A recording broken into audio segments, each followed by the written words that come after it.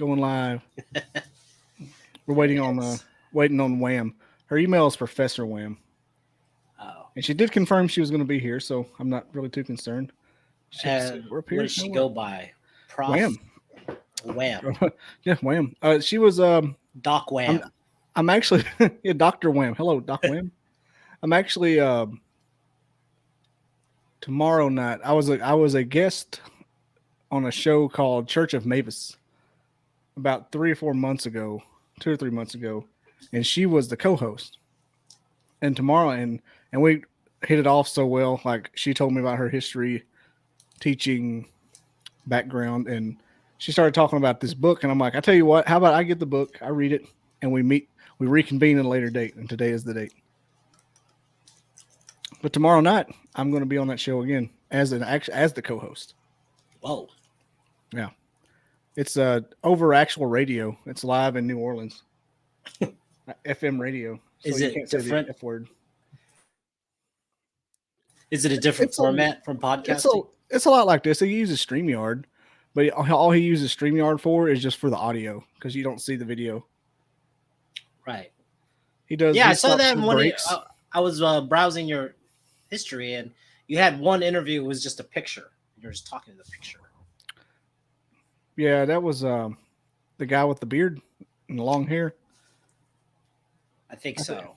I think there's a couple of those. I've got about a half a dozen of the guys that didn't have video. That was Michael Rozier with Dark Hour. I think he was in a parking lot and trying to on his phone, and so he didn't want to do it. He sounded really good. He sounds like the voice of all radio. That guy's going to be famous one day. Write it down. All right, that's a prediction. He's in Belize doing paranormal investigations right now. Oof. Great country. I believe it. I believe it. I believe it. Yeah, get out. That's somehow racist, and I don't know how, but I'll find out. Why is that not their catchphrase? I mean, no, they have it like on. I've been there like 3 times. They have it on like t-shirt, shot glasses. Also, it's not the first time. Oh yeah, they're milking it. You go to the airport, yeah. Belize it. I believe it. Yeah. Sounds like somebody from South Chicago. I believe it. I believe it. But this coffee is good lately. I think the magic number is 3 scoops to 1 big mug. It's basically cocaine, but he does the job. Is it one of those hard coffees like Black Rifle or Death Wish? Columbia. Oh, then Amazon medium roast. Tastes like a fancy Dunkin' almost. I heard you're quite the connoisseur of coffee. Discerning taste.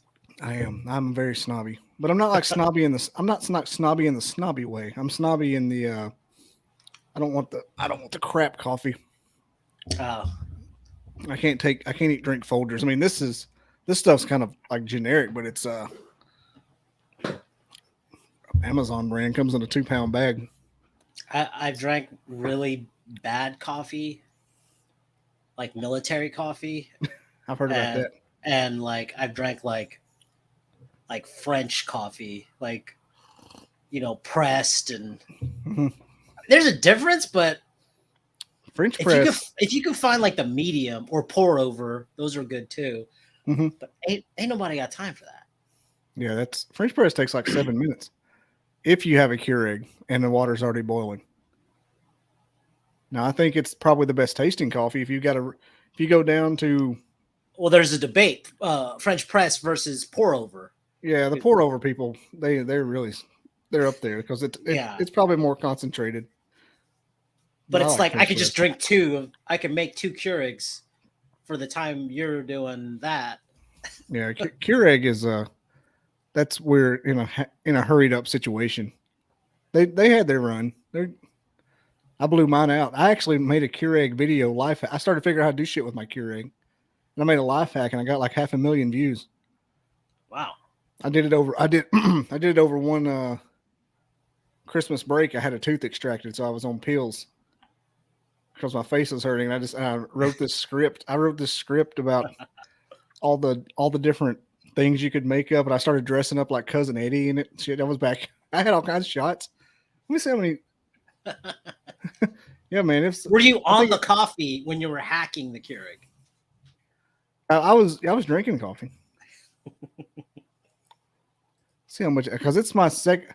I did that video got over 100,000 views, and I did another one on how to make cloud bread pizza, and that got a ton too. But the cloud bread I never did again. The Keurig stuff is stuff I actually did, like actually figured out before I decided to make a video. How many cloud bread got? I don't have a picture of a sheep. Cloud bread got 70,000 views. And the Keurig got 169,000. Wow. I always think it got 200, 500,000, but I guess it didn't. It made me like $600. It's crazy. YouTube has paid me for it. I was like, wow, hey. Paid for the Keurig. It pays for itself. It does. Then they reamed me because YouTube found a way to ungrandfather everyone in to the payment program by implementing a separate rule about you talking about AdSense or whatever. Yeah, you had to have 1,000 subs, which I do. I've got about 2,600, and you have to have you have to have 4,000 hours per year. And I was pissed off because they implemented that to weed out the people that were just letting their videos soak and earning money. Because I was getting like $25 a month just from having all that up there, because it was getting pings from it was getting views.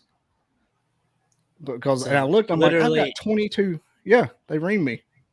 Yeah, so you literally have to be making 4,000 hours worth a year. Is that what they're saying? Yeah, you have to be like keeping creating and get 1,000 hours of content, 4,000 hours. Which is funny because I haven't touched this channel. I'm not this channel. This is my podcast channel. I haven't touched that one in a long time, and it's right now it's sitting at 250 hours. That's my food channel. It branched out. Yeah, I did it. I did it for a long time. And that was the cloud bread was your most successful venture? As far as food goes, and that stuff was okay, but it was kind of eggy. It's like tasting an eggy pastry. Yeah, it wasn't. They say like egg bread or something. Yeah, it's very eggy. You would have to. I think some people add a ton of cinnamon and try to mellow out the taste. Well, speaking of that, never make it again. That reminded me of something. There's actually foods out there that are like poisonous to you. Did you know that? Like regular food. Like I just found out, like, what the cherry seeds. Oh yeah, are like deadly, like arsenic or something. Yeah. I'm like, why? Who found that out? Who's the first person that's like, man, this tastes great. Let's go deeper. Let's do the seed too. And then he's like dead in 2 days. And you have to make you have to eat like 2 or 3 pounds of them though. Yeah, but why would I want to eat something that's could potentially kill you? I mean, yeah, everything is carcinogenic to a point, but like this literally has trace amounts of cyanide or it's arsenic. Cyanide. Yeah, one of them's got cyanide, one has arsenic. Yeah, well, apple seeds are like that too. You have to eat a ton of them. But does it like, residual or does it add up, you think? I don't know. I think you'd have to just pound them. Sitting. You think it would go away. There's a guy called Matt Pat. He does you probably heard of him, food theory and film theory, style theory and game theory. He figured it up how many you'd have to eat to kill you. We had a comment. Sarah from My Flock is Everywhere. She shared us out. Yeah, our host hasn't arrived yet, Sarah, so we're just chilling out. And if she doesn't, we got banter. We'll go to the comments. It'll be fun. Sarah lives with a bunch of birds. She's a bird enthusiast. She reminds me of Lord Varys from Game of Thrones because her little birds are everywhere. Her flock is everywhere. Oh, and Wham is here. I call her. I like her. Her logo is the coolest thing because her hair is kind of like that. Kind of like my hair is like the fade, the high cut, and her logo is alien with that same cut. I think Anthony Sinclair should take a note from her. Get a better logo. Yep, we got Wham in the house. Hey, hey. Wham bam, thank you, ma'am. Well, not really. Nope, not so much. No, Not please, so much. bring the energy down a notch. Yeah. So let me tell you something. We were discussing this book. I had Andrew run through some YouTube videos. Uh-huh. And, I said I nearly wrecked about 4 times because of how the audiobook was putting me to sleep. Oh, yeah. The audiobook was nuts. The guy was very enthusiastic, though. He's like, and Master Franz hardly gave a wiggle. Like, whoa, dude. Yeah, well, it's a scholarly book, so he probably wanted to make it more exciting than most people might find it. So yeah, it was definitely something like I was a history minor in college, so it reminded me of every book that wasn't the textbook you had to read. Right. Yeah. Usually the professor had some kind of ties with the author or was the author himself. Right. I think I had a professor that was in like a 400 level lawyer constitutional law class I took, and he wrote the book for the class, the novel we had to read about Hugo Black, the old judge from the South back in the day. Oh yeah. Yeah, he was he made us all read it. I'm like, are you serious right now? We are. And then he spelled my hometown wrong, talking about the Scottsboro boys. And so I'm like, excuse me. All right, Scottsboro spelled wrong. It's the only time I ever spoke in that class. Anyway, we got Andrew here. Andrew's my new part-time co-host who's doing a hell of a job. Hi, Andrew. Hi, Wham. How you We call doing? him Meister Andrew. Meister. Well, I don't want that title. well, we'll be talking about Meister Schmidt tonight, so I'm going to give you 5 nips with the iron. Oh, I thought you could only survive like 3. Oh yeah, no, 5. You could survive 5, but most people only got 3 because they'd faint. Oh my god! And they only gave 3 to women. 3 was the max for women. So what's your history teaching background before we get into it? My PhD is in American Cultural Studies, so there was a lot of history. This was in the late 90s. This was was called a transdisciplinary degree. Mm-hmm. Before 9/11, there was a market for generalists. After 9/11, that collapsed. That whole sort of milieu of scholarship collapsed. But my what my degree was equal parts history, sociology, or social sciences. That you could either do sociology or anthropology, and philosophy or theory. So I have equal parts of all of that. A lot of the history that I've studied is religious history. So I have like a background in religious studies. And as part of what I did for my PhD, I concentrated a lot on religious movements in the United States, or the history of religion in the United States, particularly among marginalized groups. Mm-hmm. But then when I actually started working, especially after 9/11 and everything collapsed, I started teaching American history classes. So I was teaching American history classes, and I was also teaching both Western and Eastern Civ. Western Civ was always a fun class. Right. I think that was the first one I ever took out of high school. Well, yeah. So I taught Western Civ. That was actually my first teaching gig, was with Western Civ when I was still in graduate school. But we also had Eastern Civ, and I taught that. And then I got a job at a community college teaching American history. All like the whole, usually there's like two two segments to American history in post-secondary school, up to the Civil War and then after the Civil War. And I taught both. And then I got hired at the Naval Academy to help pilot a program that they were trying to institute about doing world history. They had this sort of enlightened superintendent that had the idea of, well, if we're sending, our young people over to fight in all these countries on the other side of the planet, we should at least kind of like know where on the map they are, and what the people, sort of the basic history of these places.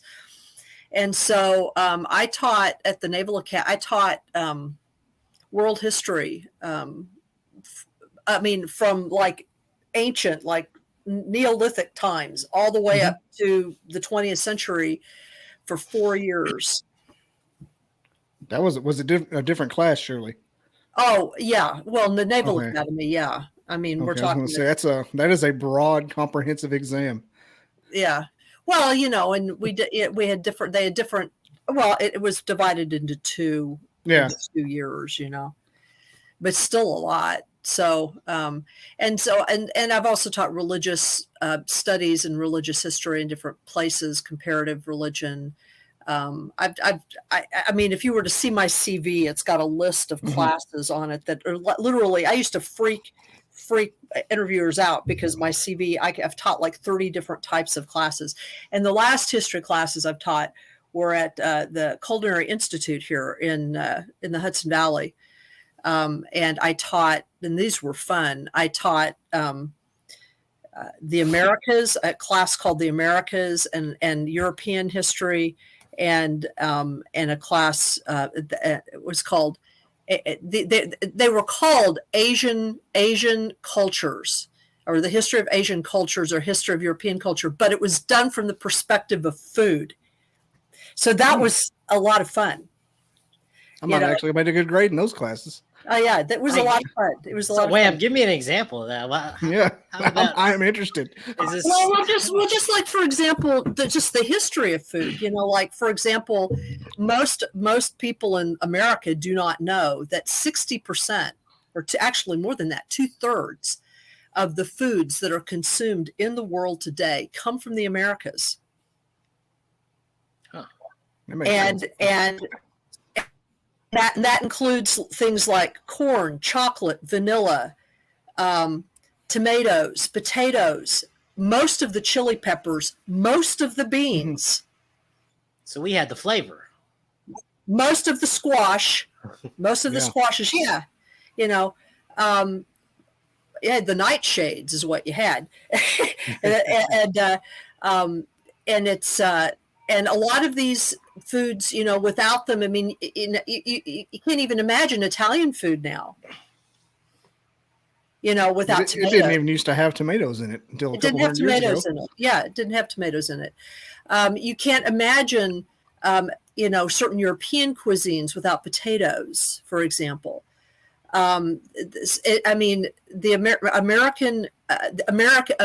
Indigenous farmers fundamentally changed the world. Definitely with the corn. Everything's corn. Peanuts, that's another one. Peanuts. Yeah. So, it's like the list. Just little things like that. But just even the history of like how food and culture and religion and all that kind of stuff sort of go together. We don't really think about that a lot right now because we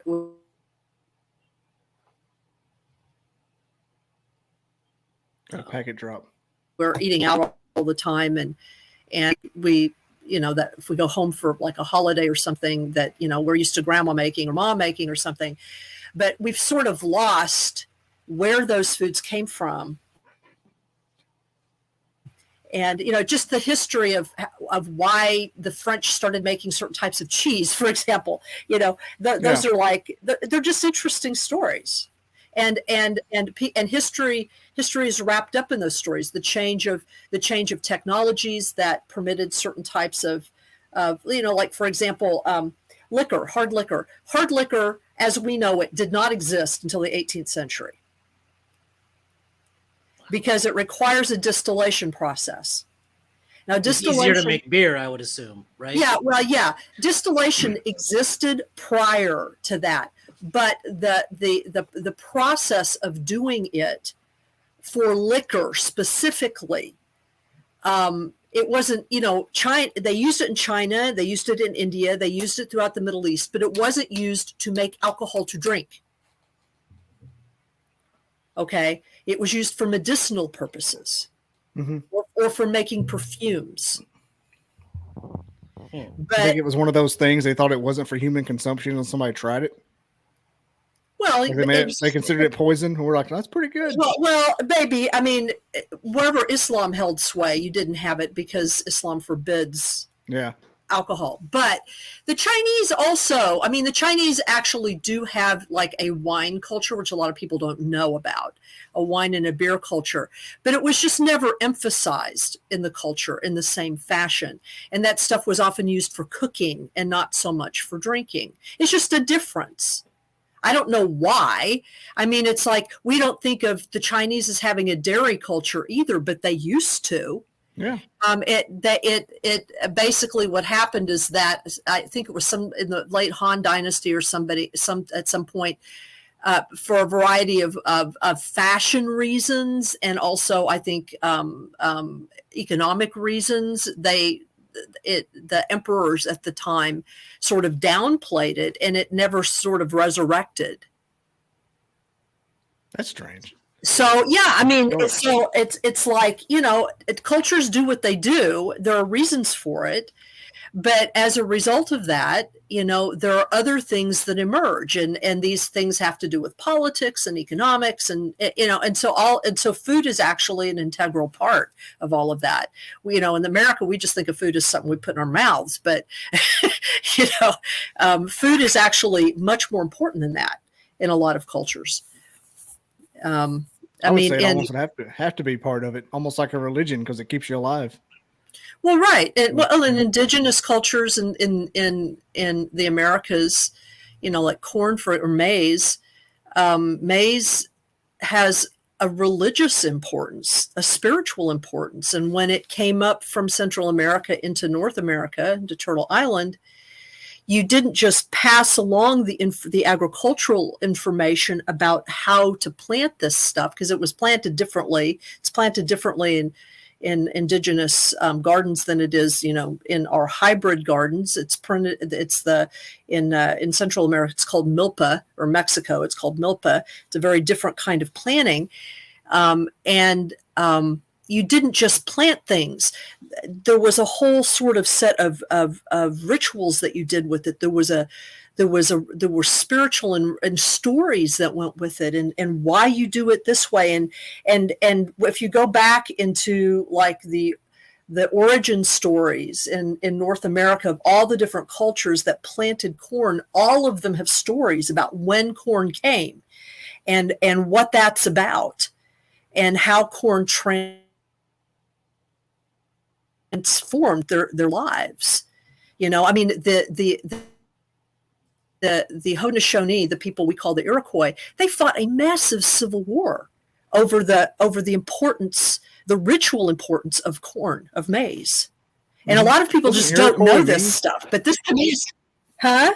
Doesn't Iroquois mean corn? No. Iroquois is, I don't know, but Iroquois is a term that was used by the Huron people to refer to the people, who were their enemies. So it kind of means wretches. It does not mean corn. No, it does not mean corn.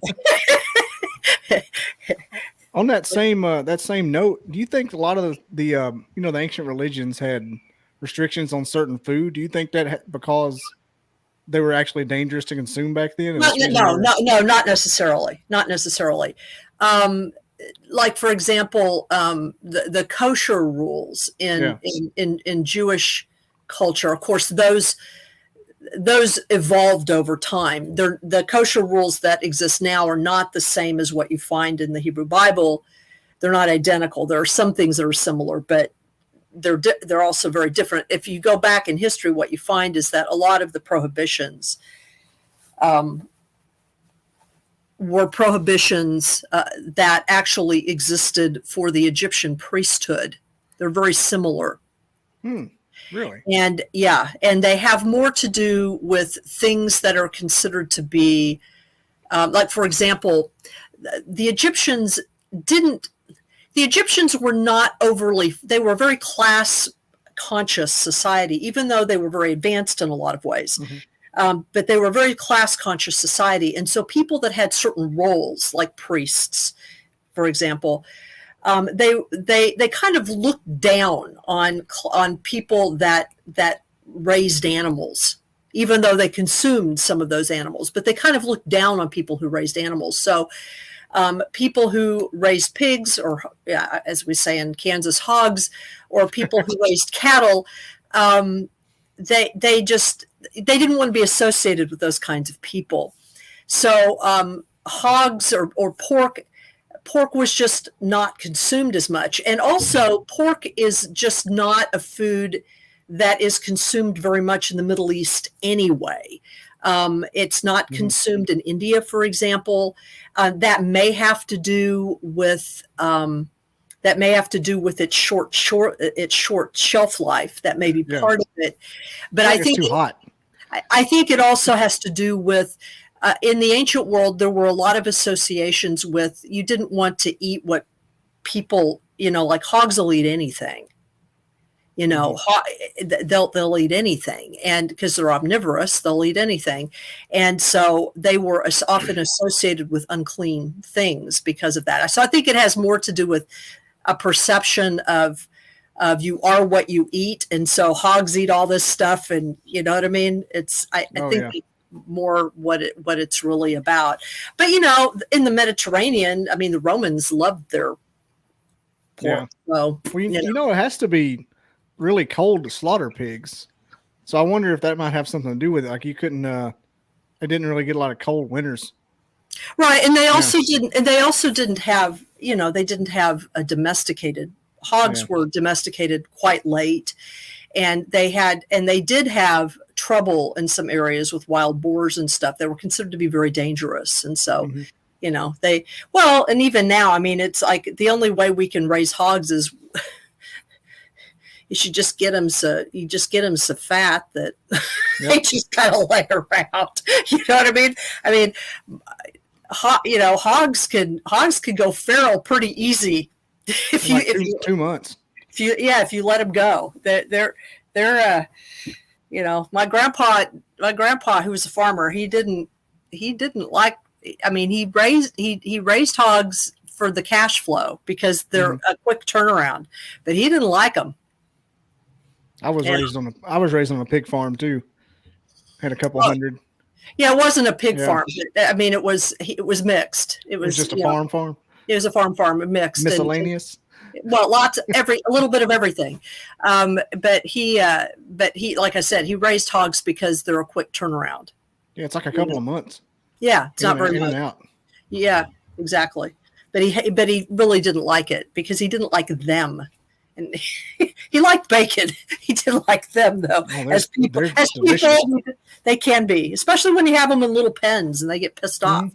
No, they have babies a lot like rabbits and kittens do. They have like 10, 12, 20 at a time. No other farm animal does that. Everything else has one or two. Right. Yeah. So they're for him, they were breeding animals. He was much more attached to the cows that he raised. It checks out. Yeah. How'd we get off on food? We're supposed to do a book review. You asked me about how you teach history through food. That's okay. That's what podcasts are about. Right. I was sitting here wondering, where the hell did this come from? I got lost in it. You know how when you do a meditation, you get lost in the mantra. Well, I didn't know about that. A lot of the potatoes, corn, tomatoes. Oh yeah, that was from here essentially. Yeah, from Americas. Yeah, from the Americas. No, I mean, there was this ancient canard, back in, I don't know, the 19th century or something, where people were saying that. I mean, I can remember reading about it, that in newspapers and stuff. I know what it was. It was like, It was like right before the last Indian Wars, which officially ended in like 1891 or 1892 in the United States, but the newspapers prior to that, in many cases, were calling for. I mean, you had editors in like the New York Times and stuff that were calling for the merciful extermination of indigenous people in the West. They referred it to that. That didn't age well.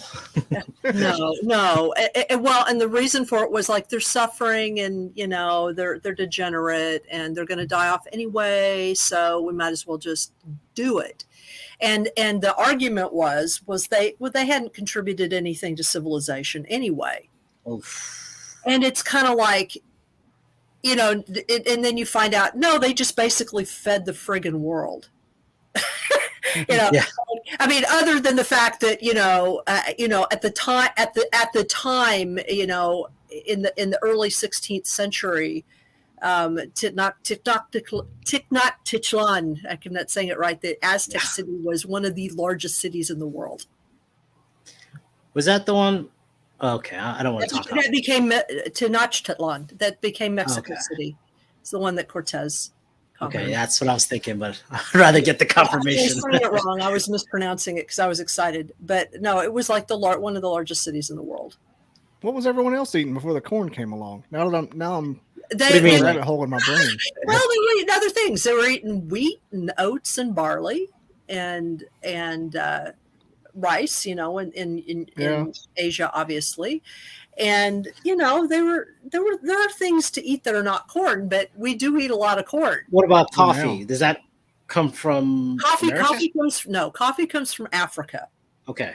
Coffee is a northern and eastern African product. So maybe they had coffee too before that. They did have coffee. Coffee became popular. It became popular actually among Muslims. I was going to say like Crusades, maybe like that's when we saw it. Well, I don't know that Crusaders may have been exposed to it, but they didn't bring it back to Europe. I think that generally it started being consumed a lot in urban areas. I'm sure it was always known in places where it grows naturally, like in Kenya, Tanzania, and places like that. Mm-hmm. But it wasn't really used, by lots of people in an urban setting until probably the 13th, 14th century. And that again, and it's often attributed to Sufi Muslims who would use it to stay up late and whirl. That's the story that I've heard. I don't know if that's exactly true, but it didn't really make it to Europe until, what is interesting about coffee is that coffee, chocolate, and sugar. You got me on L3, by the way. Yeah, coffee, chocolate, and sugar all kind of entered, and tea, the black tea, all kind of entered Europe roughly in about 150-year period from different places. Sugar cane, which it comes from India originally. It came from India. Oh. And it came from, Muslims brought it and brought the processing of it over. And then obviously black tea came originally from China. All the tea in China. Yeah. Well, it seemed like that, like China, India had some spices and. Oh yeah, no, the spice trade. Yeah, that's the spice. I'm saying they probably had flavorful food like the Americas did in their own. Oh, absolutely. Yeah, they have their own cuisines. Absolutely. Yeah. Absolutely. Didn't chocolate come from South America? Chocolate comes from Central America. Central America. Yeah, Central America. The cacao. But it wasn't like chocolate that we it's not like our chocolate now, but in even now, if you go to Central America or Mexico, they rarely eat chocolate sweet. Milk chocolate or whatever. Yeah. Oh no, milk. That's what Europeans did with it. But what's interesting to me is when you look at like sugar and chocolate and coffee and tea, all those things come into Europe in about the same 150-year period. And of course, all of that replaced the spice trade, which had kind of been the excuse for Mhm. starting all of that traveling around the world and conquering anyway, which is what the Europeans were doing. But they're all stimulants. So I like to think of, we went on a conquering binge fueled by stimulants, essentially.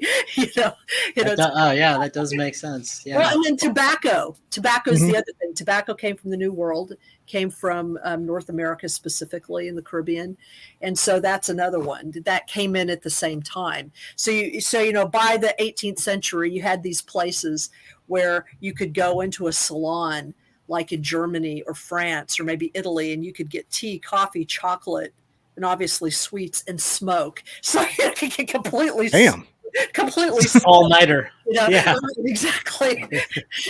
And then dream about becoming you couldn't be a conquistador anymore by the 18th century, but you could, I don't know, start a French Revolution or something. I don't know. You know what I mean? Off with their head.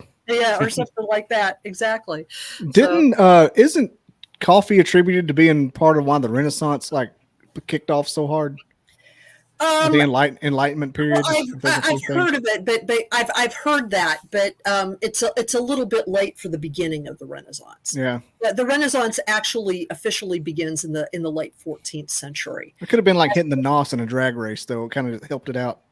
Yeah, I think it certainly didn't hurt it. I'll tell you that. I think it certainly kept people up and plotting. Imagine the first little warlord of like a little kingdom that got his hands on a cup of coffee. I bet he just went ballistic, like kill everyone. Well, is it really the same motivated. thing like with for example, from my understanding, a lot of the dental medicine is from the Amazon, right? Anything that has cane in it is from, I guess, derived from. You mean like cocaine? Yeah, like Novocaine, all those painkillers. I'm saying that not food, but like I feel like cocaine is actually, I don't know if it's from the jungle. It's not from the Amazon. It's from the Andes. Oh, Chile. Cocaine. Colombia. Cocaine. Well, no, the Andes are on the other side of the continent.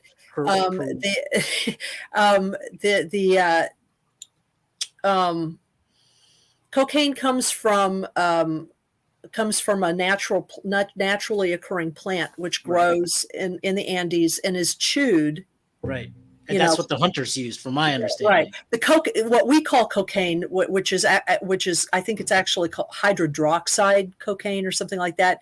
It's what's the white powder that is an extract that is made from the leaves. I've never done this. Because I haven't been there and I haven't had any reason to, but apparently if you chew the leaves, it's to help with stamina, but also to help with the high altitudes. And I bet it does.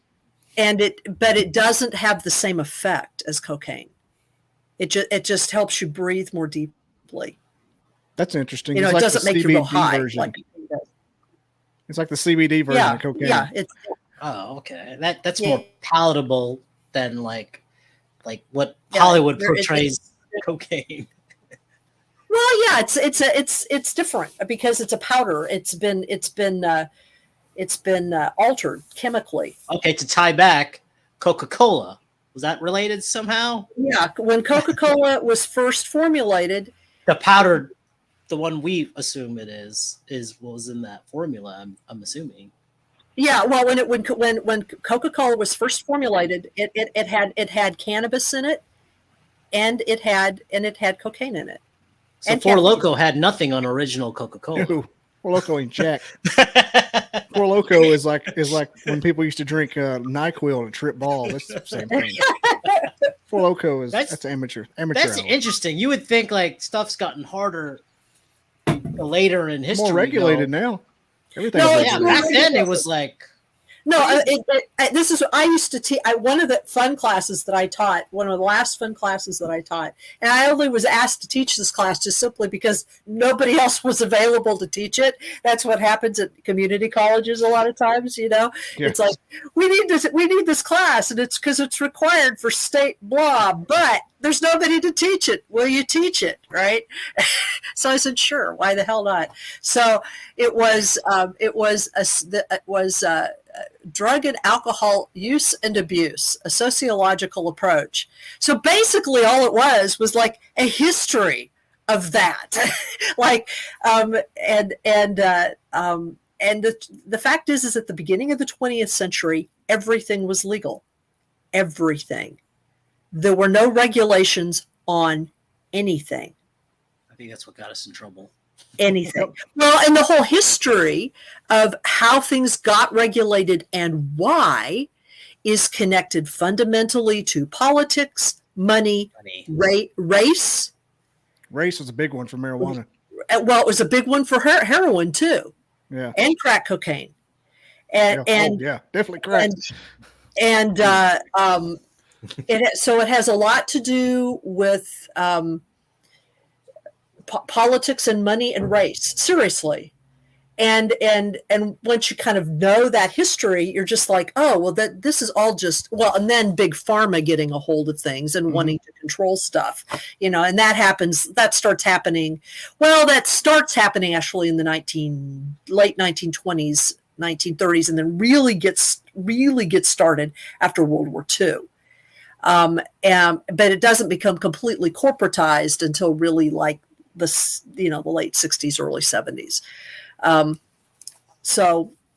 But yeah, it's just all politics. You realize, by the end of the class, my students were like, wow, this is all just BS. Yep. It'll really make you mad if you research anything at just an inch deep level. Like, we were just lied to and pulled over the coals by every governing body. Yeah. The diets, the Industrial Revolution, the food pyramid's a freaking scam. It's just, everything just makes you mad. If you flip the food pyramid and do marijuana, you'll never need a doctor. But God forbid you're not even allowed to say that. I'm surprised this podcast don't drop from YouTube right now.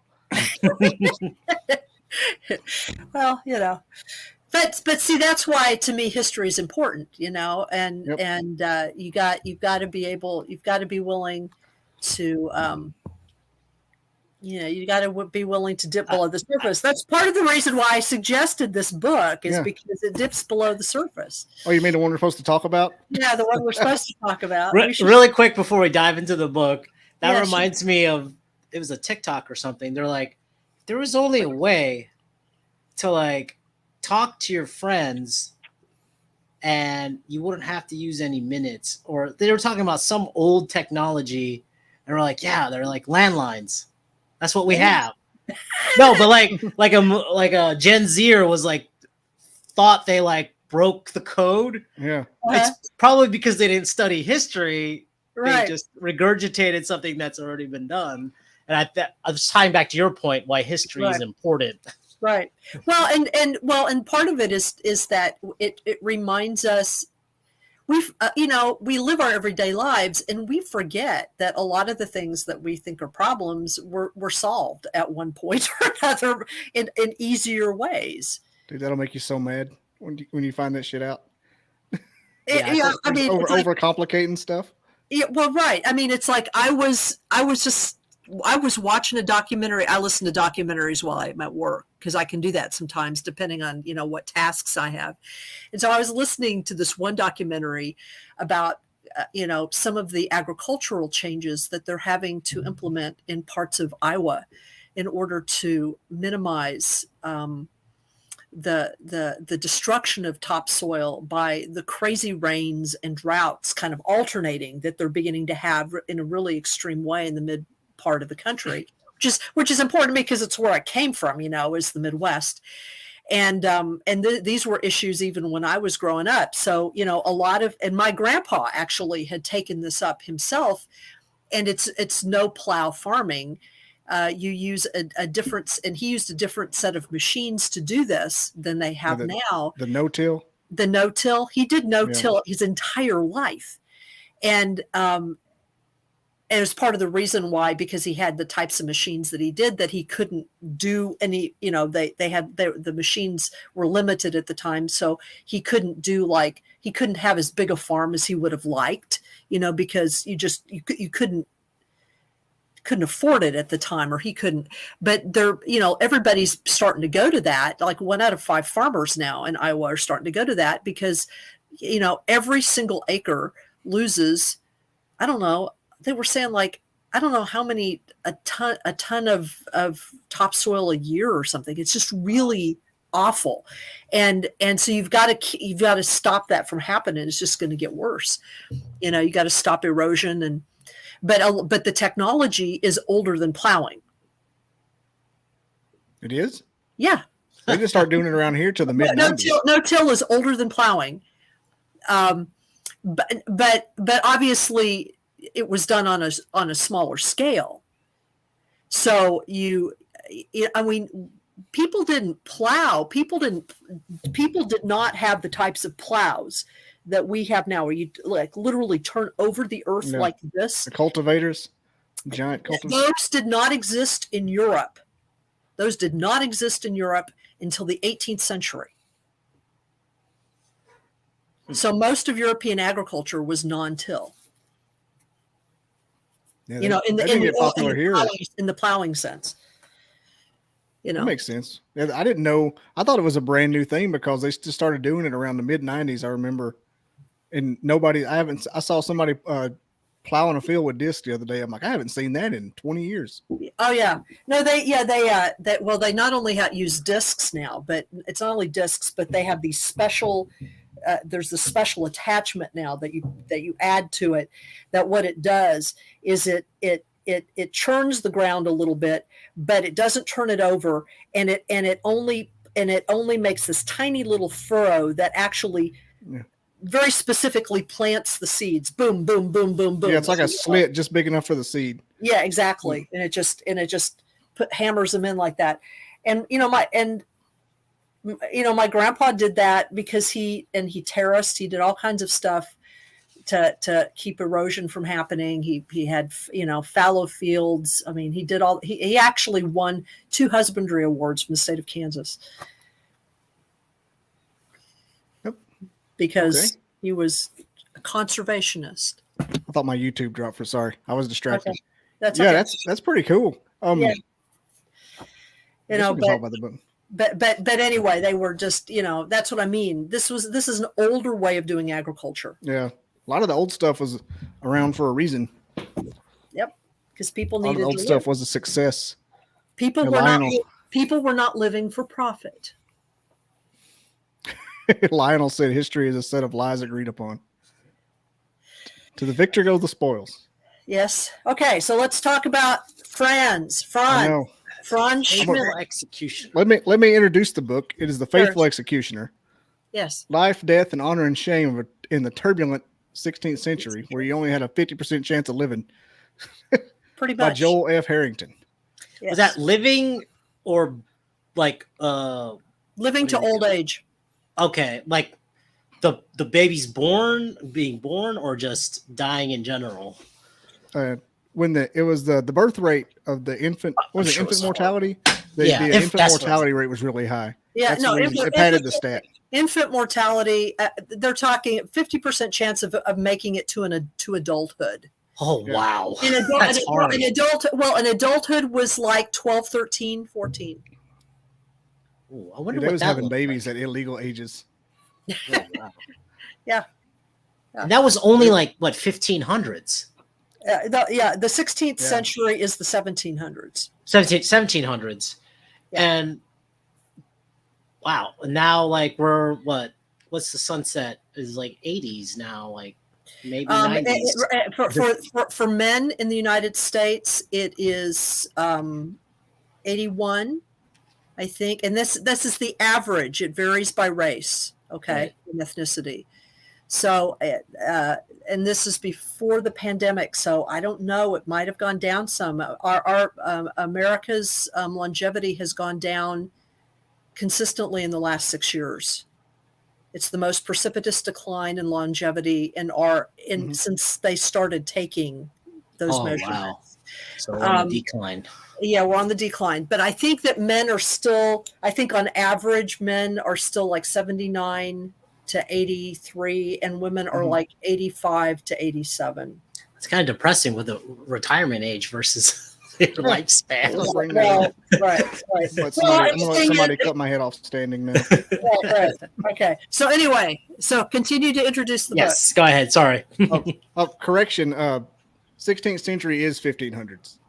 Okay, I 1500s. was thinking, wait a minute. I thought he said he No, started in the 1500s. I was thinking 18th century. I'm sorry. Yes, you're It's right. okay. Because we're in the 21st century. Yeah, it's exactly. okay to make a mistake there because it's a stupid measurement we do.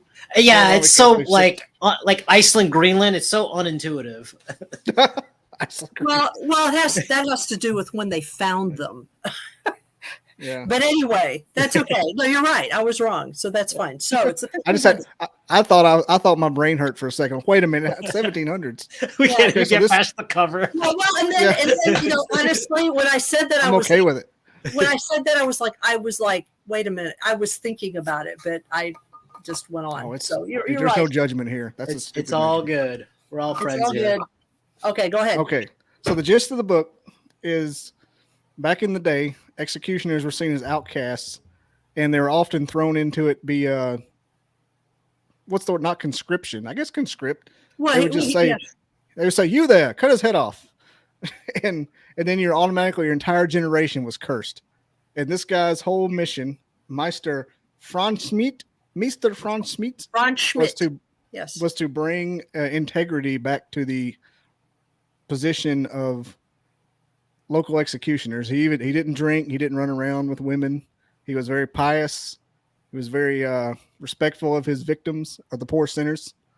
And I was impressed with that more than most of the other stuff, because the book was really repetitive, because it would just tell about different sins and how he cut those people's heads off. And oh, look, there's some whores. He cut their heads off once, threw them in a lake. But with a wasn't stick. it like the book was like basically based off his diary? Like, Yeah, it was a journal they found. so it's kind of hard to not be repetitive if he's like Dave. Yeah, I mean, it's no fault of their own, but it was just every chapter was a different sin that got their head chopped off. Well, and it was also a history of his life. Mhm. So like when he started as an apprentice, Mhm. and you know how he got into it, you know, because He's practicing. how he had to practice, what practicing meant, and it's important that, I mean, what makes it history is not just that he's got this journal where he's talking about his life and like the different things he has to do, but because his father and then himself are part of the official record of these communities. Mhm. You know, that in his case, Nuremberg, which was a plum position, a plum civil service position in Nuremberg at the time. And he got a pension.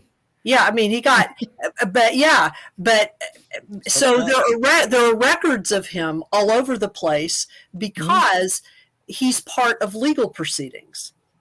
So He was there for basically, 80 years. yeah, he's there. He's part of legal proceedings. So what that means is that what he doesn't write about, you can go into the history of the city and find out the rest of the story, or some of the rest of the story. You should corroborate. You can. Well, and you can kind of reconstruct, and this is what this guy's done. He's reconstructed this guy's life as best as you can, given that information. And so, you know, first he has to talk about, you know, what executioners did and all the roles that they had, and you know, the part that they played in religion and in the jurisprudence. And, you know, it's like, and the reason that's interesting is that we don't have anything like that in our culture at all. Nope. You know, and we tend to think of ourselves as, you know, when you read about the tortures that he had to do, and the way that he executed people, and how this was a public spectacle, but it had to be controlled in a certain way. You know, it couldn't get out of hand, you know, because it was a morality play. What about that one guy where it did? Not him, but the guy he replaced. Yeah, right. Just started hacking at the dude's head, and he got arrested. Right, exactly. Yeah, you had to do it right. And when he botched, towards the end of his career, and he botched. It was like 4 to 6, wasn't it? Yeah, Only four that he botched. Yeah, but he botched several in a row. Right towards the end of his career. You can tell in the journal he's disgusted with himself. Mm-hmm. He screwed up, and so. But it's if you think about it, it's a very, very it's a different world than what we live in now, but only in a way.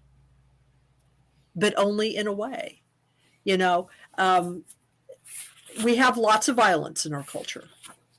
Yeah, his almost would seem, in some ways, more civilized. In some ways, although I guess the question I would ask both of you, because both of you probably haven't read anything like this before. Did it surprise you, the types of violence that were going on in these in that of people that that he did execute, he did torture? Did the crimes surprise you? There were some that were like lots of infanticide. That was like theme. The sub theme of the book should be infanticide. Infanticide. Infanticide. Infanticide. Yeah, infanticide. That's like half the stuff he talked about. That and being a harlot. To me, I'm like a really amateur historian, whatever, garage historian, and I study a lot. I study a lot of like Eastern armchair history. Like my favorite is like Genghis Khan and right. Mm-hmm. early Chinese, and they had some brutal stuff there too. And it seemed almost movie-like when they were explaining, like the execution styles from the book that was explained was like hangings, mm-hmm. execution, or beheading, right, and the wheel. And I'm sure there were more, but those are the three that jumped out at me. Like drawing quarter. There's drawn quarter, and then there's burning at the stake. Yeah. So then the sack in the river for some reason. Well, that's. But it was like you did this, you get this, right? It was like a prescription. Like, right, this is your crime. These are the punishments for the crime. It wasn't like, okay, the Lord of the land felt like I want beheadings for everyone today. It was justified. Like, no, but it was like if you stole, you got this, right? If you could also be banished. You could be put in the stocks. And yeah, I mean, every case had to be decided. But the blaspheme and cut, that didn't look right what I just did, but the blaspheme and cutting your tongue off. I hope no one's offended. I was like, oh shit. Yeah. Violence does not surprise me because, now correct me if I'm wrong, because I was just listening to insights of people, but it was like between cities in that time of Germany, it was like lawless, right? They had a name for bandits or roadmen. Well, in between cities, because Nuremberg was like a city state. It was. Well, I'm just saying, like around the civilized concentration, it was like the Wild West. Like it was highwaymen. It was Game of Thrones. Yeah, like pretty much anything goes, and it was like almost post-apocalyptic. Well, from what was described to me, and I guess it was the way it was described. It seemed like a way to make sense of chaos is why they had those prescribed punishments, or was that a different take? No, that's and it was also to establish the power of the and the fairness, if you will, of the magistrates in the city, because you needed. Nuremberg at the time was a rapidly growing. At the time when Franz Schmidt was the executioner. Mm-hmm. That's what's interesting about the book, because his life corresponds almost exactly with sort of like the apex and flowering of Nuremberg culture of the city. And so you have lots of people coming in and out. It's a walled city. So, it's not like a city now where, you can just drive a car into it. You came up to the city and you had to be let in the gate. This is something that isn't true now of our, our cities, but you had to be let in the gate.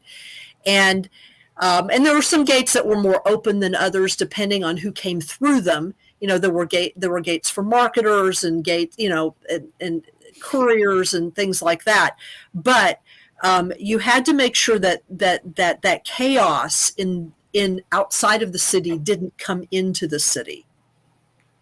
But the Nuremberg also had jurisdiction over some of the lands surrounding it because those were farms and stuff that supplied food and other goods to Nuremberg. So you want to make sure that those people are protected, or there's some justice for them. You also have to protect roads that people will travel between cities or between Nuremberg and maybe prominent market villages or market towns. So it's probably more correct to say that the laws of Nuremberg extended beyond the city walls, because if you think about it, a lot of the people that Franz ended up having to torture and execute, a lot of the stuff that they were doing was stuff that was actually outside the city. Oh yeah. But then they raided farms and stuff. Yeah, then they'd bring it to the city, and that's when they'd be caught. I know that, and they had to change the banishment to outside the city. Right. It was too close. If you got banished, you couldn't just go hang out outside the wall. Right, exactly. Get the hell. Yeah. Whipped out of town, they said. Yeah, whipped out of town. It almost reminds me of I don't know what time, I could probably Google it, but like Spanish Inquisition-ish kind of morality that was taken and liberties. But obviously it's religious, but I guess it was a different purpose where they were still torturing and killing people. But I'm assuming like that violence is almost, would you say it was almost on par or like more brutal? Oh, you mean the Inquisition? Are you talking about the Spanish Inquisition or the more general Inquisition? Because the Spanish Inquisition, Torquemada and that was very specific. That was very specific to Spain. Right. I'm just saying the brutality of that. Torturing and stuff. Probably some of the same techniques. Probably, but maybe the purpose was a little bit different. In the case of the Inquisition, they were going after heretics specifically, and of course, heresy was a particular kind of definition. What heretics were doing, we wouldn't consider criminal. Today we would not consider criminal. They're basically speaking out against the church, or just not paying any attention to the church at all, or they happen to be Protestant, or whatever. But in Nuremberg, even though some people were accused of witchcraft, what's interesting to me in the book is that the magistrates of Nuremberg just kind of, and Schmidt himself sort of poo-pooed witchcraft. It's not that they didn't believe that magic existed. They just kind of thought that most people who were claiming it probably weren't. You know what I mean? They were using it sort of as a scam. And what they were most concerned with was not witchcraft itself, but the fact that these people were scamming people. So, most of the people that he executes and tortures, except maybe some of the children, or young people, which is kind of uncomfortable for us now. Most of these people, though, are criminals. They're doing things that would be considered criminal now. Stealing, larceny, fraud. Except maybe for some of the people who like to have massive sex. They executed people for adultery, which we won't do that. But we won't. But there was a lot of really violent crime. People who would set upon people who would do home invasions essentially, and there was a lot of that, killing like 4 or 5 people and like raping the dog and. Like, holy shit. Just really, really, I think that a lot of people that were, we tend to think of that kind of violence as being unique to our time, and it really isn't. It's like that kind of stuff has always existed especially in like a hut kind of. How do you lock a hut? You don't. Yeah, I mean, I think that's what walls are for. But secure the thatch. You don't have enough. You have to stay in the city to stay safe, I Yeah, guess. but the outliers and the ambushes and the bushwhackers. The farmers and stuff like that. Yeah, he was really heavy on really getting back at the people who ambushed people on the road. Yeah, that was like his worst thing. Yeah, the things that he hated the most were people that ambushed people, and arson. Even the threat of arson could get you legal penalties. Yeah, arson was a bigger deal back then than it is now, because it would just wipe out entire generations of people and just leave 1,000 people homeless in 30 minutes. Right. Yeah, it was the type of houses they built. I mean, even in the United States in the 19th century, fires were a major problem in all of the large cities in the United States. Every single large city in the United States in the 18th and 19th century, whether it's New York, Philadelphia, Boston, all of them burned at least once. Chicago. Yeah. All of them burned at least once. And that was like a major fear that people living in urban areas in particular had. So what else did you think about this book, or you want to talk about?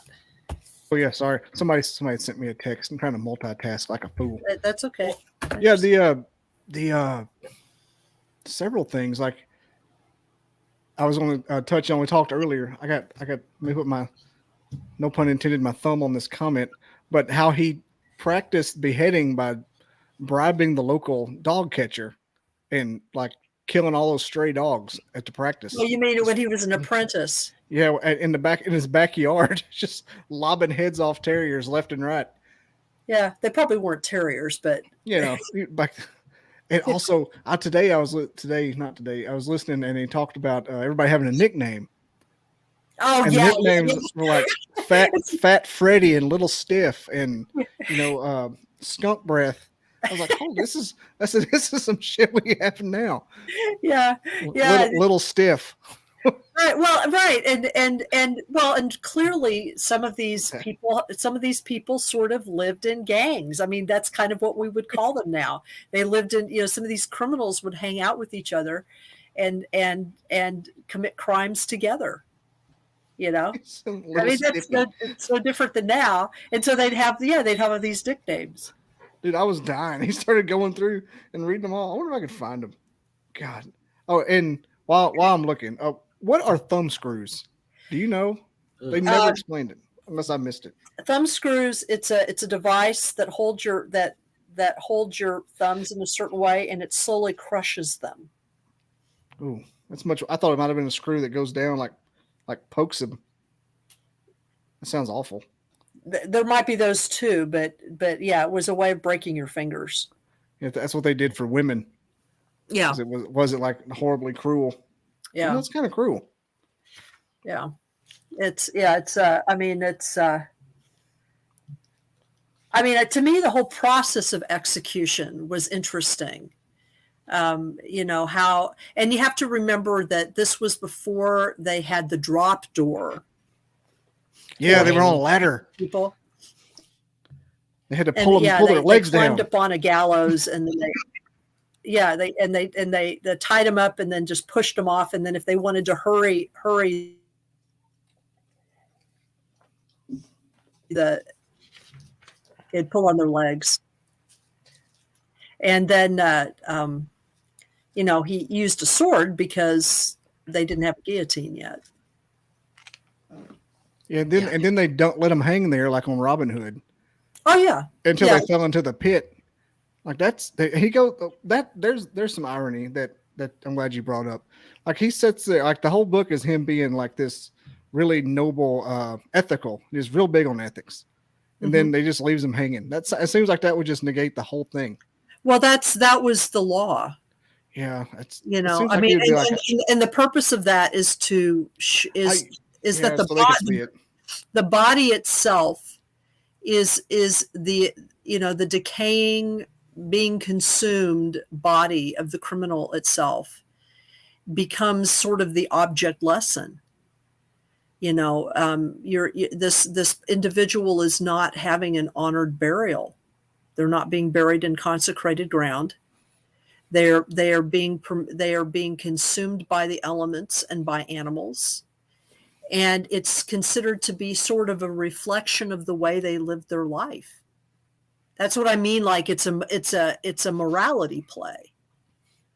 It's basically there for everybody to see. This is what happens if you do that. Right, exactly. And it's like we should bring it back. And this punishment has to be meted out publicly on the person's body, because the body is sort of the body is where the proof of justice must be seen. That one lady, they tied her up and threw in a river, and she floated back up. And she said, "I drank too much wine. I can't sink." And they pushed her down with a stick. They took a long stick and held her underwater. Yep, that'll do it. So I have the most morbid sense of humor. Okay, I found the nicknames. Okay, tell us the nicknames. Look. This is the funniest part of it. Okay, he said Meister Franz encountered the juvenile thieves that Meister Franz encountered had acquired colorful street names such as Frog Boy. I'm gonna laugh. Oh, there it is. Frog Boy, Black Baker, Red Lenny, Corky, Hook, Shifty. I started dying at Shifty.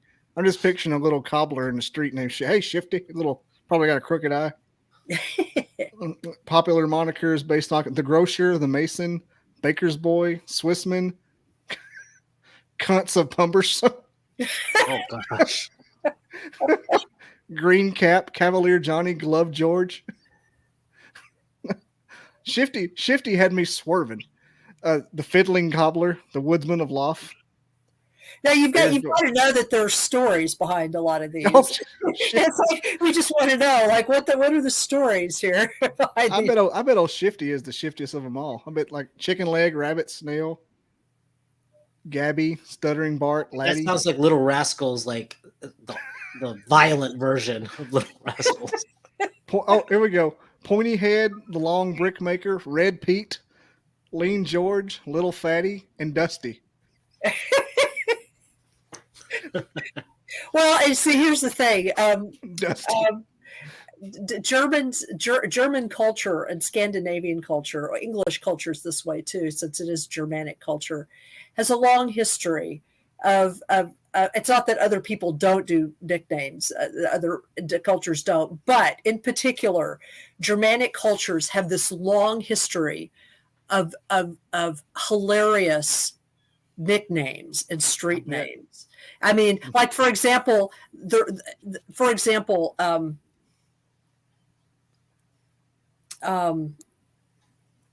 Charlemagne's, I think it was Charlemagne's father. I think it was Charlemagne. No, maybe it was Charlemagne's father. Is one of his ancestors was called Pippin the Short, and it was because he was really tall.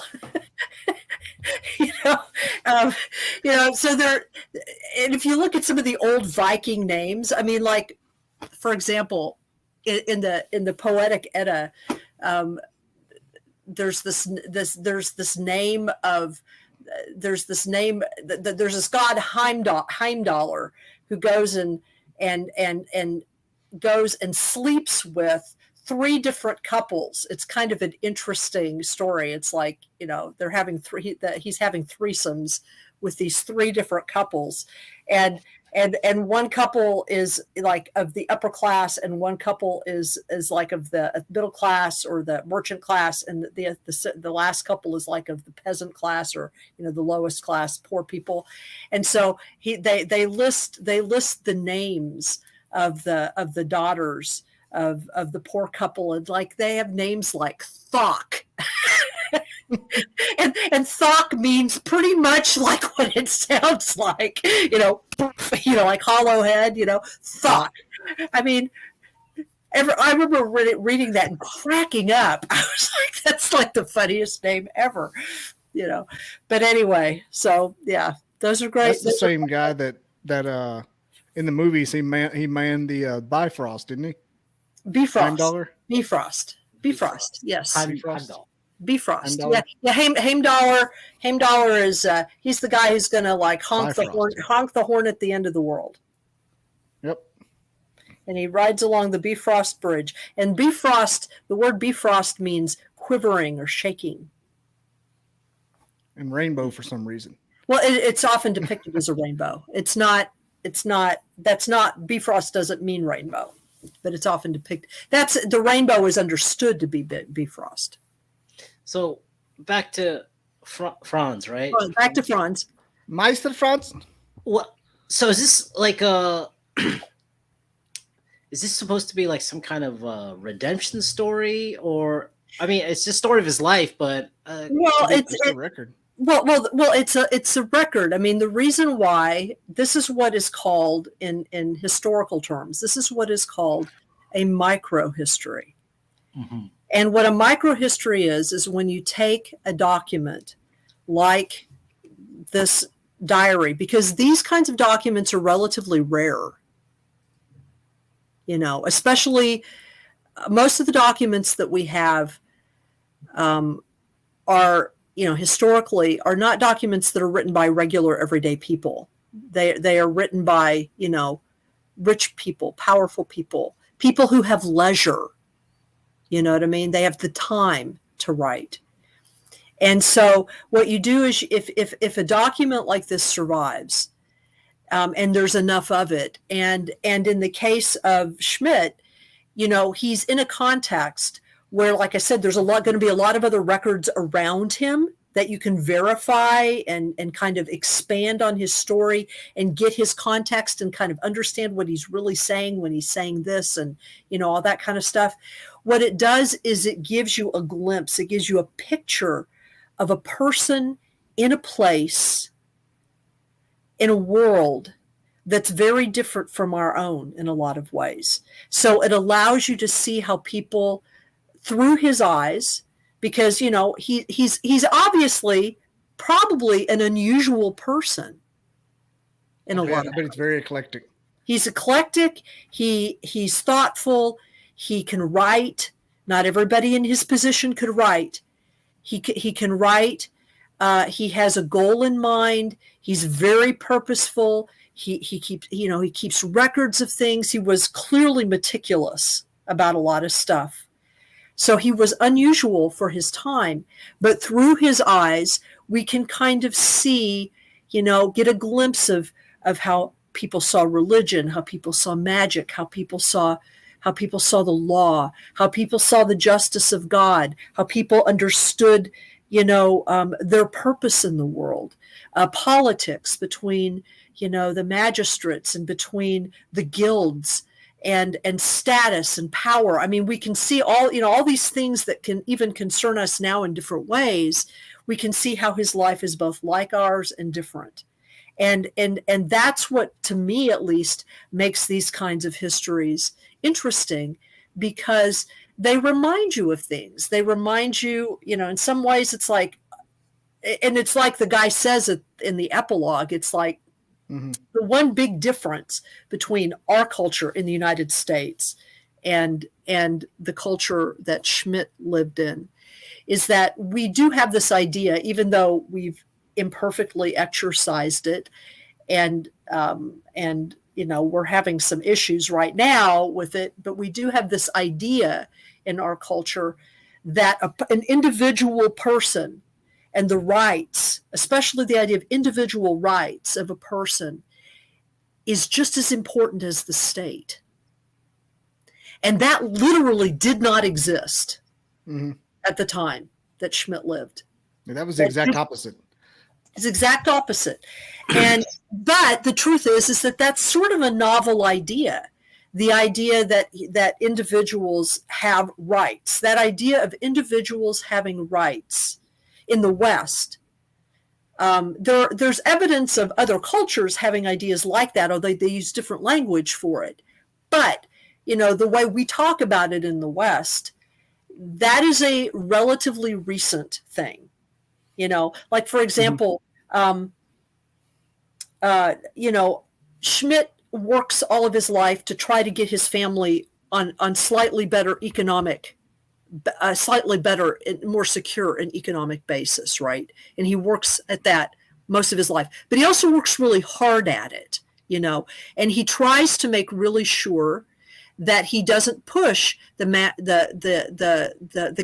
Nuremberg Council too hard to give him raises or to give him a pension or to give him money. It's like he has to assemble his case, like a good corporate, worker bee. He has to assemble his case in order to try to get this stuff. And sometimes he gets it, sometimes he doesn't. But over time, because of his proficiency, he does gain things from them, and they learn to trust him. They learn that he can be depended on, and but he never. And he wants the status of his family improved. Mm-hmm. Okay, so that this curse of being an executioner can be lifted from them. But he doesn't aspire to wealth. He's not upwardly mobile in the way we think about that now. Yeah. Success means something different in his world than it does in ours. You're saying he made as much as a doctor, and what was that, Andrew? Well, towards the end of his life, yeah. he towards the end of his life, his healing business was bringing in probably as much. I mean, he had a regular salary from the city, but he could make a little bit more being a healer. Okay, he could make extra money above and beyond that being a healer, and so he did bring in, enough money to be comfortable, but he wasn't wealthy, and he certainly, no matter how much money he made, he wasn't going to have the status of a wealthy person because of his status in life. So my understanding is his dad was just picked by the Lord of Hoff. You there? Yeah, you. I need these three guys hung. He was like, I'm a farmer, so yes. But that's like you're a pariah now, right? Like, right, exactly. So it's either you were like the royalty told you, or you were like the worst person, like persona non grata or something. Yeah, well, what I mean, and that's a different perception of authority than we have now. During this time, if there was someone who was a monarch or royalty, someone who was of the noble classes, and they had the authority to tell you to do this, you did it. But it's like, wow. I mean, Heinrich did it, obviously, because that's why Franz is in that situation. But it's like, you got to have your whole life flashing before your eyes. I'm like, I'm an honest, was it farmer or lumberjack or whatever he was? Yeah, whatever he was, yeah. I'm an honest man, and I make an honest living. And now you're going to throw me in the bottom of society. It's like, I couldn't even imagine that. Like, it's like a curse. It's a literal curse. I was like, that's kind of unfair. It's a literal. So you don't think that was his motivation? Or do you think it was like legit? Like, whose motivation? No, his motivation. No, his motivation was to lift that curse. Yeah, I think as much as possible. I think his motive. I think not be an executioner, or just to make sure that his children. Of course, he didn't succeed because none of his children survived to do this. But I mean, I guess one of them sort of did and lived, but didn't produce any progeny. But he wanted his children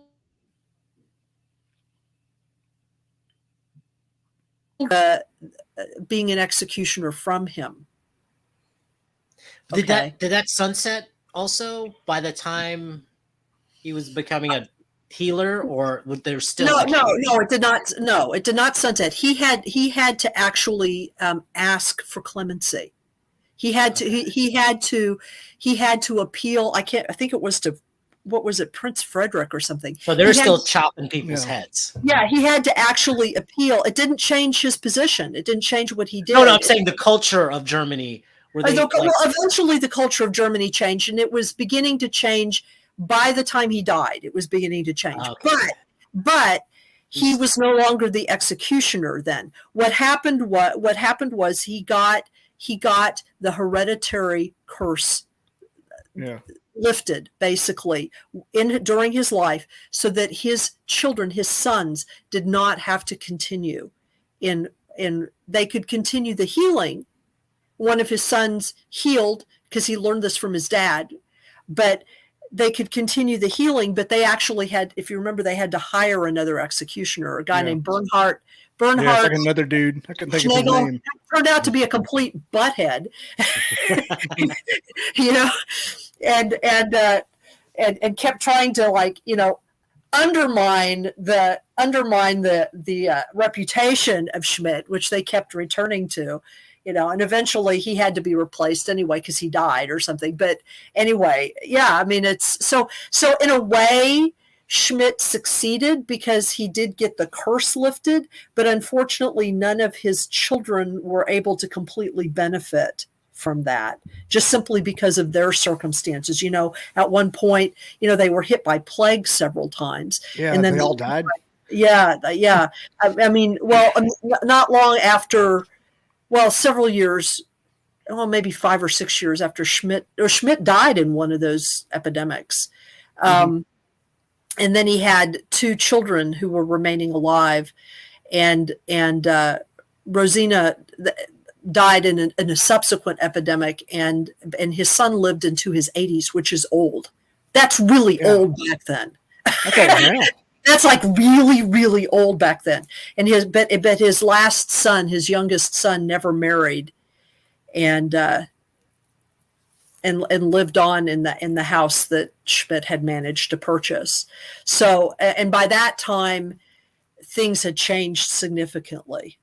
So you're saying the healers, was it true that it was like barbers, executioners, there weren't like doctors back then? No, they had doctors. There were doctors at this. But like the nurse practitioner equivalent would be like barbers, executioners, and maybe some female healers. Yeah, and some herbalists here and there, right? Yeah, they could almost be mistaken for witches, but I guess they didn't really care about But it depended on what you were doing your witching for. If you were using it. By that time in Nuremberg, if you were just using some herbs here and there to heal, they usually didn't bother you. It was if you were using witchcraft to scam people, then you were on the top of the list. Because you were scamming people. It wasn't because of the witchcraft itself. Because a lot of witchcraft is based on hearsay. A lot of accusations are based on hearsay. And in that regard, Nuremberg was a little bit different. Nuremberg actually reflected some of the more rational aspects of Protestantism, even though Protestants could go after witches too. They certainly did in other parts of Germany, and they certainly did in England and on occasion. So it wasn't like Protestants were, just simply more sane than Catholics. That's not true at all. But for some reason in Nuremberg specifically, the magistrates there seemed to be much less concerned with witches, people doing magic, than they were with what was the magic being done for? Yeah, the intention, very intention based. The intention of it. So, what would be the equivalent of that relationship of like doctors, barbers, executioners? There isn't one. Chiropractor. It was like was it like a cheap alternative? Like I can't afford a doctor, so I need. Well, and it was a cheap alternative, but ironically, oftentimes executioners and some barber surgeons, as they were called in England, actually had more working knowledge of the human body than physicians. Because during the 15th century here, this was before autopsies were readily available to everyone in colleges and universities, which is where, they were just kind of getting into that. that doesn't become the norm until like really the 18th century. And for example, in England, it became common as doctors wanted more and more anatomical knowledge. In England, it became very, very common for executioners to sell or give those hanged bodies, those executed bodies to doctors. So they're saying like you're worth more dead than alive. I guess in some instances, but it was also considered, at least in England, it was considered horrific to think that your loved one's body, even if they had been a criminal, was being cut up. I mean, that was, there were instances where it was almost preferred that they hang out there than that they be cut up,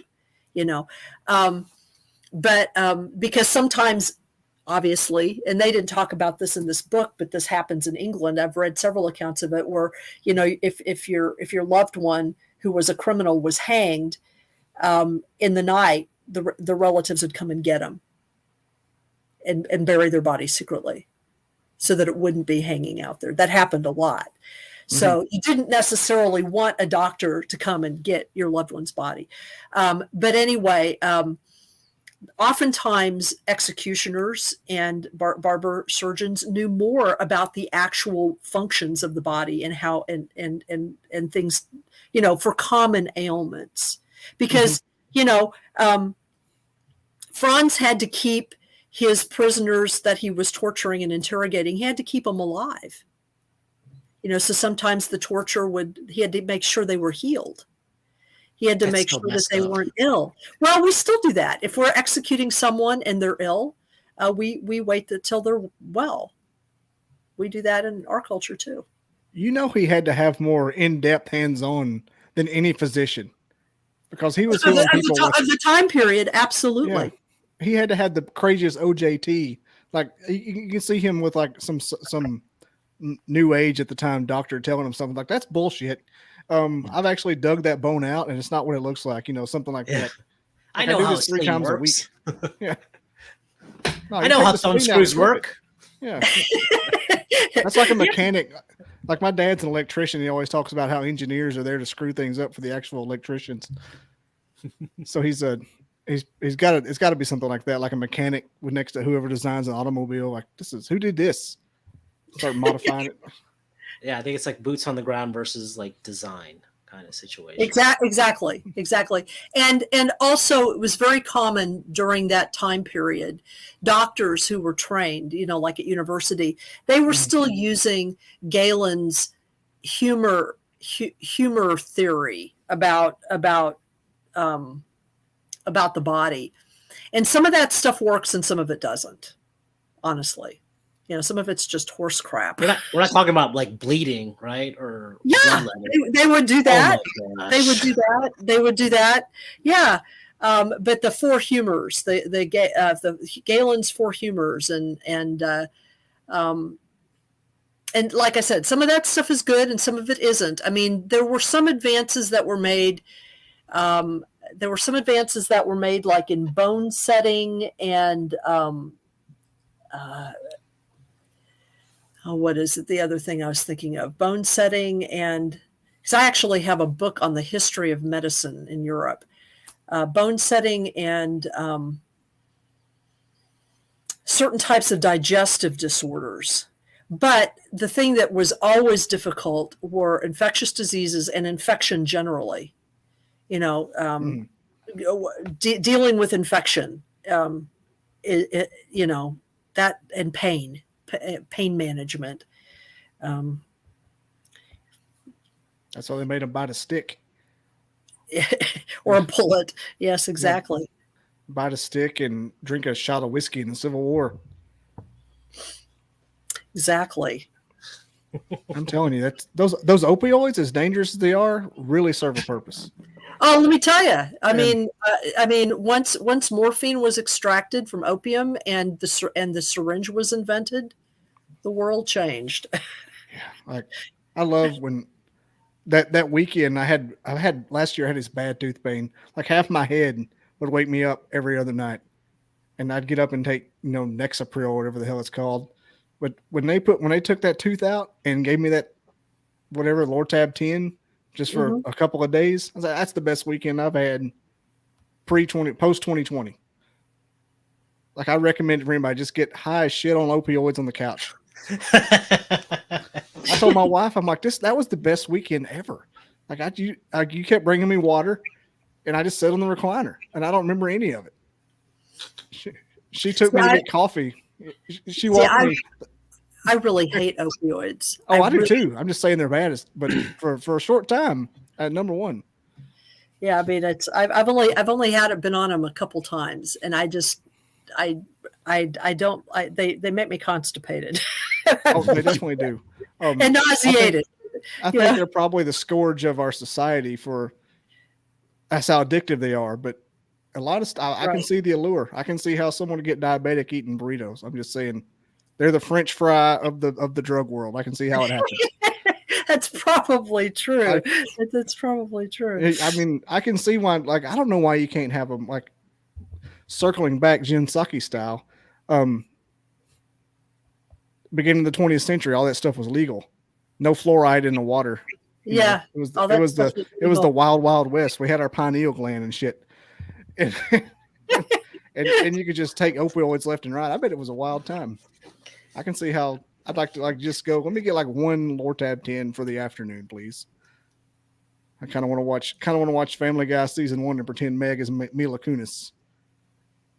But then they had when was asbestos found to be bad, or when were they using asbestos in things? And I'm sure asbestos, I don't know the actual history. I'm sure it's not super old, but it was used in the past. I'm sure things. Not recently either. It was. I do remember that it was. I think it was in the 70s that they started to realize how dangerous it was. But I want to say turn of the century. Since then they were using it or something. It was a couple generations back. Probably not far off. On Redstone, everything was from the 50s and 60s. It has it. Yeah. But what I'm saying is that in my lifetime, I remember. Oh yeah. When they started cutting it out. Hold on just a second. This is like one of those wonderful little questions that Google is great for. Let me see here. Okay. So actually, the Greeks used it. The Greeks. There you go. I was way off. I was saying turn of the century. Oh, I'm saying in America. I'm pretty sure at least turn of the century. Okay. I was right. Asbestos stopped being used in most industries and products by the late 1970s. The Toxic Substances Control Act of 1976 banned its use in construction. It's still used in certain limited ways. I mean, so that's what I'm saying. You're saying that turn of the century, all the drugs were legal, but they also didn't have the full understanding of asbestos and maybe some other things that were bad for them also. So I guess it's that give and take. Right. You would basically find something that had the effect you needed and use the shit out of it because it was the miracle thing, but you didn't realize you were destroying something else collaterally. You're like, ho, ho, ho. I mean, I just said DDT just popped in my head from that song. It's making the eagle eggs soft. And that's what about killed all the raptors. Yes. Well, not just raptors, but other birds as well. The Tyrannosauruses. They didn't make it. Tyrannosauruses, because really Triceratops eggs. Those with feathers. Yeah, hold on for a second. There we go. Just got to close my door. We're about to land the plane anyway. I didn't realize it was almost 8:30. God, what a good show this was being. That was a good show. No, but I still want to say that history is important, and I think we can learn something from this story, right? Right. No. History. Just because you start off behind, that's what I wanted to say. It's kind of like a redemption story. I mean, it is already behind the curve, you were born into the execution business. He was cursed, man. It was Yeah, and then the fact he was able to get out of it, like I just think that's the biggest load of shit. I think that's the biggest load of shit. Like, you there, cut this man's head off. All of a sudden, your generations. Like, are you serious? Right. Yeah. It's not the most screwed up thing Germany's ever done, but it's up there. Yeah. Well, yeah. Well, and it was, you know, it was done sort of capriciously, you know, by that particular ruler. There's just a couple things here. I wanted to read because I think that's important. This is out of the epilogue. This is all out of the epilogue. So it says, contrary, this is part of the point, I think, that you were saying. Contrary to modernist narratives of the civilizing process or gradual conscience formation among later generations, we have this idea of progress, you know, leading to us. Franz Schmidt and his contemporaries do not appear to have been more or less prone to cruelty than individuals in the 21st century. If you think about stuff what we hear about all the time, nor have we seen any evidence of more or less fear, more or less hatred, more or less compassion. It would have surprised the executioner, who so closely identified with the victims of crime, to hear his society characterized as especially cruel and heartless, particularly once he learned of such unthinkable, if he had learned about such unthinkable modern atrocities as genocide, atomic obliteration, and total war, none of which existed during his time period. He would admit that the criminal justice of his day could be harsh, but he would recoil at the notion of trials and incarcerations that extended for years, even decades, sometimes involving long periods of isolation. The pre-modern execution ritual itself, which Michel Foucault, who's a social critic, he's one of the social critics I had to read a lot when in my PhD program, characterized as a carnivalesque savoring of human suffering, in fact, offers the strongest repudiation of some qualitative shift in popular attitudes, since it was the very cruelty of botched executions and the suffering they imposed that was most likely to trigger mob retaliation.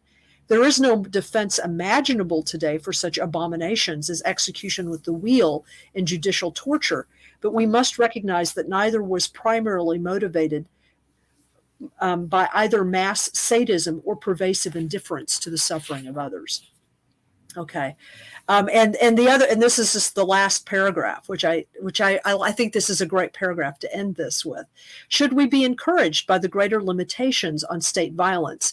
Well, and that's depending on what nation you're in, right? Oh, sorry. Hold on for a second. That is I live by the fire station. Wow, that scared the shit out of me. I thought it was time to make the donuts. I live right next door to the fire station. So when it goes off, and it'll do this like at 3 a.m. sometimes. That's unacceptable. You know, it'll do it. It'll do it 6. It'll do it 3 more times after this. It does it 6 times. Well, that's almost like our tornado sirens. Yeah, it's almost. It's almost. I've heard many tornado sirens in my life, so it's almost like it. I mean, there's a fire somewhere and they're dispatching? Well, it's not. It's their 911 signal, so it means that 911 has been called. So either for a fire or for a medical emergency or for, you know, a car accident, you know. It almost takes me back to my days of service. That almost sounds like an incoming rocket. There'd be a lady saying incoming. Okay, so it's done now. Okay, so should we be encouraged by the greater limitations on state violence since Meister Franz's time, or disheartened by the fragility of that achievement, since obviously there's state violence even in the United States, right? The story of Franz Schmidt offers little of the self-congratulatory reassurance that we have come to expect from the subject. His life, in fact, provides no straightforward moral for our time. Instead, we are limited to sharing the joys and disappointments of one man within the context of his own world. In the judgment of his contemporaries, Meister Franz fulfilled his duty to provide Nuremberg citizens with a sense of order and justice. By his own account, he kept his promise to his father, his children, and himself against seemingly insurmountable odds, bolstered by religious faith and by extraordinary success in his self-professed true vocation of healing. We know much too little of Franz's personal experiences to say whether his was on balance a happy life, but it can be stated with certainty that it was a singularly purposeful life. Perhaps in a cruel and capricious world, there is hope to be found in one man, defying his fate, overcoming universal hostility, and simply persevering amid a series of personal tragedies. Meister Franz clearly thought so, and that we can agree with him is an act of faith worthy of remembrance. I would say so. So he's just an interesting guy. And when we read his story, we find out about his world and about ours. And that's the point to me of history like that. It's really like inside baseball to history, things you never hear about. The seedy underbelly, as they say. You know, I feel like Franz kind of straddled almost two worlds, right? Mm-hmm. Like he was of the civilized world, but he understood how crime and criminals work. He probably had to have a firm understanding of both sides, where most people don't. So right. Well, he's a special case. Right, and he had to develop obviously clear insights of psychology, because the whole point of the interrogation was to get the person to admit their wrongs, to confess, and so that they could be redeemed. He was always real happy about the redemption stories. Yeah, he was. That was his favorite thing. Yeah, I got one last point. What was the deal with Tanners? Tanners. Like, why that book, excuse my language, shit on Tanners the entire time. Like, he would always say the narrator, I guess, would always say that he didn't want to associate with the likes of Tanners. They would always use Tanners. Oh, you mean that Schmidt didn't want to? Yeah, like he was always trying to separate executioners from tanners, and that would be the first example. I'm like, people that make leather were that ostracized. It had to do with the brains. It had to do probably with the unpleasantness of tanning. Yeah. It was tanning was it was smelly.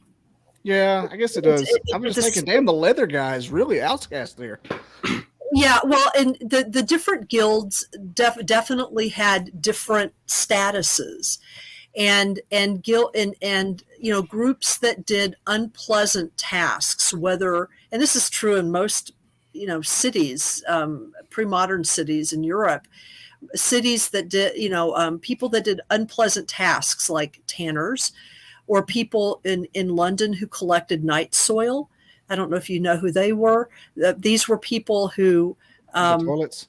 Yeah, well, they would go down into the basement where all the sewage was, and they would collect the sewage that had become that had fermented to the point where it could be used as fertilizer.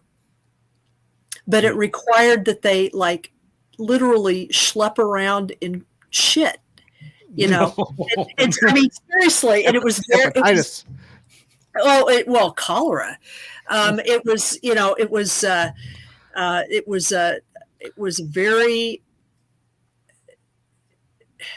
It was a very distinct task that certain people did, and they didn't have a guild, but it was a group of poor people that did this in London, in the tenement buildings. And people that did things that were unpleasant and stinky, and things that we wouldn't want to do now,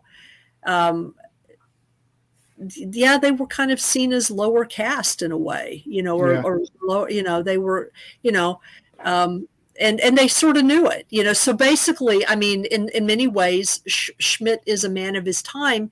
He doesn't want to associate with them for the same reason why people don't want to associate with him. If he wants to be an honorable person, he can't associate with dishonorable people. Had to have his friends over, but never see him at his house. Yeah. It must have been awful. Yeah. Yeah. I bet the night soil people really got a redemption arc whenever they discovered the tomato that came out of the night soil. Oh, now who's the sorcerer? Now you want my mortgage lifter. Teacher has become the pupil. Tomato as big as a watermelon. Like, yeah, now who's got the night soil? That's the first place my mind went when you said that, because I'm thinking, I bet I can make a hell of tomatoes out of those. Yeah, probably. Yeah. We've got a bunch of sheep at my grandmother's place, and I'll go scrape the barn up and put it in the back of my truck and it makes tomatoes grow like yeah. It's my job. Well, nights, but we're talking about sheep. Human crap. It smells pretty bad. Oh yeah, I'm not discounting that. I'm not discounting that. Uh-oh. Dispatch. Yeah, you heard that. When I tell you that siren scared me a while ago. No, it always startles people. I mean, it's like I've been on, there have been many times when I've been on Church of Mavis, and right in the middle of something, and that thing goes off. You know what I mean? And I'm used to it, but I know it's really loud. What are you doing tomorrow that you're not going to be on there? I don't. I'm only a co-host occasionally. Oh, are you? Yeah, he invited me on tomorrow to be a co-host. I'm part-time. I'm part-time, and so I do 3 shows. Generally, what happens is I'm 3 shows on, 3 shows off. So okay. So Jay is the other guy, and I guess you're going to be the other guy. Yep. Did Jeffrey tell you how I broke his website? I felt so bad. Wait, he. Well, it's still trying to be fixed. How did you break? It got built in now we're going really deep down the rabbit hole. It got built in 2017 and never had any updates done to it since then. Oh, geez. And so I got in there, and his newsletter was the link was broken. And so I'm like, well, the first thing you need to do is update it. Andrew knows why, because we're both network people. So we see an out-of-date iOS, and like you turn into Bilbo, like Gollum. Must update software. I did that, and it literally crapped the bed. It night soiled the bed all over the place. Wouldn't come back. And the PHP version was corrupted for how old it was. It wouldn't work. And I finally found a way to roll it back to get it where you could actually look at it. And it had killed the links and the way the other guy had it done. It was crazy. They used kind of an old ancient. Yeah, they used kind of an older plugin that hadn't been updated, and so it all corrupted. And it wasn't my fault that it happened, but I was helping him when it happened. So it's like you touched the vase when it broke, even though it was already cracked. You broke it, you bought it. I felt terrible because we were just, so let me just check this out. All of a sudden, and it just said, please hold, side is down. Oh my God. Well, he's trying to build it from the ground up now, and they're trying to get it to a different service provider. And because I've actually told him several times that it needed to be with a different provider. GoDaddy sucked. GoDaddy is awful. I mean, I use Wix for mine, and it has been fine. So I use WordPress with Bluehost, and that's what all the guys on Fiverr recommended. So I'm like, yeah, I'll just use that. Yeah, I mean, I think it just depends on how complicated. I mean, my website is really simple, and I need something that I can update myself, and I can do it myself because I know some basic tech stuff, but I'm not a techie person at all. And it takes a lot of time too. Do stuff like that, update a website. Yeah, it does. It does. Well, okay. So are we done with farms? I think so. I think we're done. That's been a heck of a wild ride. I think we need to say Avita Zane. Avita Zane. And that was pretty cool. We should schedule some other kind of history class in the coming, because that was. Oh yeah, I mean, there's all kinds of books. See my books? Yeah, your expertise goes from pre-Clovis to modern, so I think we can talk about literally anything. Yeah, well, it's like I always have lots of books that I can recommend. It just depends on what angle you want to go on. Really. Let's think of what's a cool subject history subject I can't think of. Well, Abstract. you want abstract or do you want? I mean, let me just what you typicals, cowboys and Indians, Europeans. Okay. Well, let's see here. What about something African? An Oh. ancient African. What about our Black Wall Street? Black Wall Street. I don't know if I have a history of that. They don't tell you about that in school. That was in the wasn't that in the Midwest somewhere? Oklahoma. Yeah. A lot of I think a bombing was involved. Oh, I do. I do have a history book. I do have a history book downstairs. That was a journal that was written by a guy who survived the destruction of that African American town in Oklahoma that was destroyed. Yeah, that's the part of the Black Wall Street thing. Yeah, I think so. Yeah, and he was like a mover and a shaker. I'd have to go downstairs and find it on my shelf, but what I can do is I can message you the bibliographic information for it. It's not a very long book, but it's like his account of what happened. Those are the best kind of books. It's like his account of what happened, a little bit of history of his life. It's sort of an autobiography. All right. Yeah, that's why I read Goosebumps, because they're little books. Yeah, and it's not. I mean, it's not a scholarly tome like this book here. It's a first hand book. And there's always, if you haven't read it yet, there's always the first sociology book in the United States written by W.E.B. Du Bois called The Souls of Black Folk. There's always that. And it's a book of essays. So, each chapter is a distinct chapter. And that book's a great book.